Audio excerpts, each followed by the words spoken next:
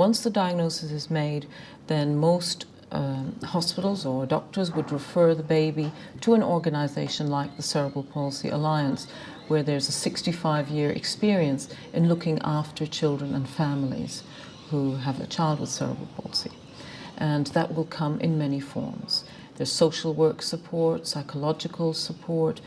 There can be also occupational therapy, physical therapy, help with equipment that's very expensive and very important.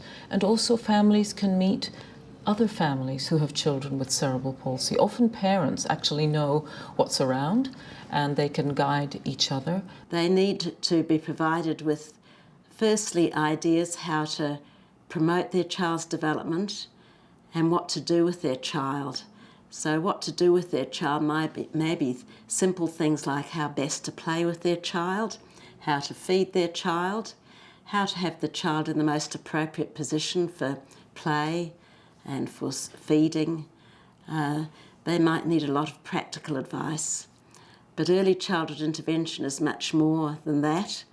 It's helping the parents understand all about cerebral palsy. So it's giving them all the information so that they know just as much, or that they will know more, in fact, than the health professionals, because they know their child best. A social worker came out to my house and just to get to know me, to learn a little bit about my family, to understand what Will's situation was, because cerebral palsy affects children so differently. We also contacted the local council when we got some carer respite, and we got a carer in to help from time to time. But it wasn't really till we locked in with our physiotherapist that we started to understand all the other options available to us, and all the other therapies that come into play, like Botox, casting, orthotics, surgery, all the bits and pieces that there's a lot of little bits that you've got to bring together to form the overall care plan for someone with cerebral palsy. The treatments are many and diverse. First of all, it's very important that we treat any associated health problems. So the children may have difficulties like constipation or nutritional problems.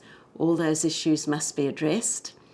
Any associated difficulties such as problems with vision or hearing must be thoroughly investigated, and if the child needs glasses or hearing aids, those must be supplied. Things that you need to think about are what will they need in the form of early intervention, so occupational therapy or physiotherapy. We know that if children are given therapy that helps them function in their own home, that can be more helpful. Or if they can be taught to feed themselves. We ask the parents and the children, what is it that you want for your child?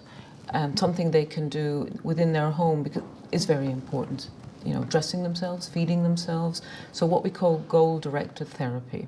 The physiotherapist will guide me through the motions of how to transfer Will, so how to get Will from sitting on the floor to standing without just lifting him, or how to safely transfer Will from his car seat into his wheelchair, so I don't hurt myself, and also so Will is kept safe as well. In Will's case, we teach him how to transition, so it's because he has the potential eventually to grow and get stronger and learn how to manoeuvre himself in and out of the shower or the bath or his car seat. And so rather than just constantly lifting him from A to B, we show him how you would move. With Kinnan at home, we do a number of activities that are centred around his CP. We try and get him to walk to school or part way to school a couple of times a week, because it's also about getting his endurance up. I mean, the rule of thumb that we've been given is that for Kinnan to walk one step, it's the equivalent of someone else walking 4 steps. He also has to take medication for his seizures, and then there's work we do with the speech therapist at home too to help develop his learning skills as well. We did leg massage every day because the ataxic CP makes his muscles very tight, almost like steel cables. So you have to massage that out, it's very painful, which is why we need a wheelchair on long walks, because his muscles seize up. We believe that the earlier that therapy is provided, then the more it can affect the recovery of the brain, because we know that babies' brains actually are changing all the time, and that they have benefit from something called neuroplasticity. That means that their brain can change, develop, and other areas of the brain may take over. So it's very important to get in early. As far as support goes for my husband and I, we have a fantastic family who are very supportive of us, but family still sometimes isn't enough, and definitely connecting with a group of people, whether it be through an organisation such as Cerebral Palsy Alliance or whether it be through school. It's so vital to create relationships with people that understand, that are going through the exact same thing. You can't get enough support from other parents. You've got to know people, even possible family counselling, relationship counselling, because it affects you. If the parents aren't strong, they can't look after the child. The future for children with cerebral palsy is changing all the time. We're not just looking at research into prevention and cure. In fact, most of the research at the Cerebral Palsy Alliance has been focused on finding the best interventions to help children fulfill their best potential. I just hope that my husband and I and all of our family and the therapists that work with Will, that we can arm him with the opportunity to have a fulfilling and the most independent life that he possibly can, in the same way that we have that plan for his older brother.